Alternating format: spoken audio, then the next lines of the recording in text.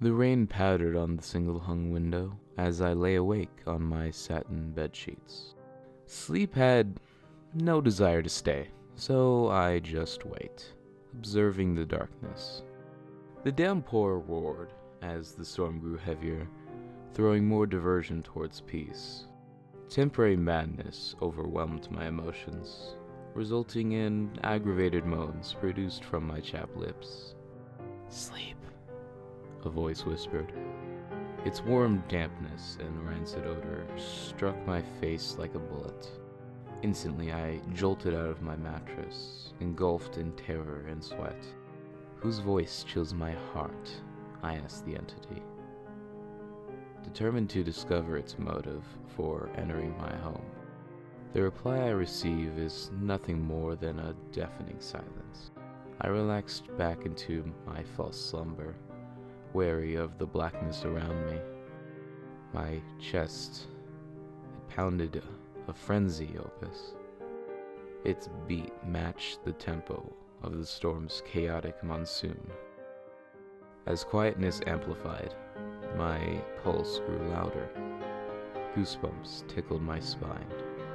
Vibrations which originated from both fear and the icy air took over.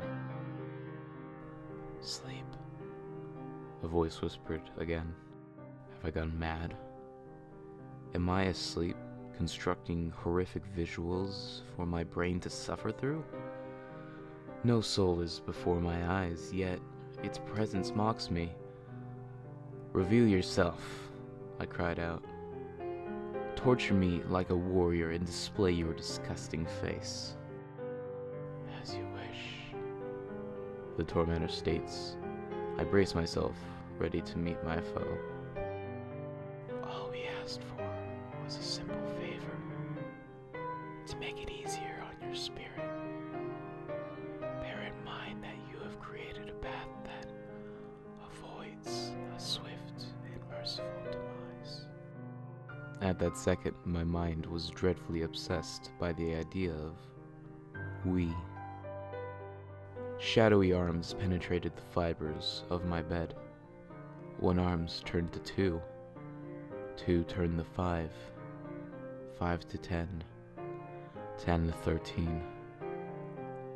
The phenomenon grasped every movable limb I possessed, shackling me to the bed like a starved prisoner. I fought back in hopeless effort. The shower thickened to a hurricane, engraving broad cracks into my window's glass. The earth had begun to sway and shake from the rain's intensity. The wind, once soft as cotton, now howling as violent hymn to the world. Men with flesh the color of shadows faded onto the floorboards around me, their colorless eyes focused on mine. While they approached, "Stand back," I shouted. Another hand crawls out and presses itself against my mouth. Its skin tastes of smoke, and so does its smell. There is no escape. There is no alternative. There is no choice but to accept my failure. "Don't give up," a gentle, mysterious sound emits. "You can survive the odds." My conscience had created a doubt toward the request. Then trust overran doubt. I'll never know why, but somehow I believed its promise. I wriggled and I struggled and I thrashed about with a Herculean will. Suddenly, the vice enclosing my jaws broke into fragments of stone. The men of the shadows drew back in fear, fainting away as they reversed. No longer able to support the weather's aggression, the pane shattered into shards. The framework splintered into oblivion. Water splashed a wicked tone as it dove through the window-sized opening. In attempt, I forced so much that it wired my teeth shut. I ripped several flesh-made cuffs of rock The remaining gripped me tighter, desperately holding me down. The adrenaline that coursed through me barely managed to fracture their embrace. My left arm sprung loose, then my right followed suit.